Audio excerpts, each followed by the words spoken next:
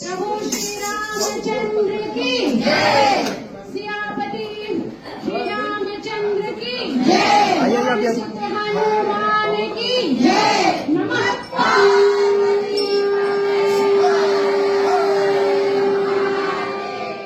वाराणसी में एक बेहद खूबसूरत और सबके लिए प्रेरणादायक तस्वीर सामने आई है।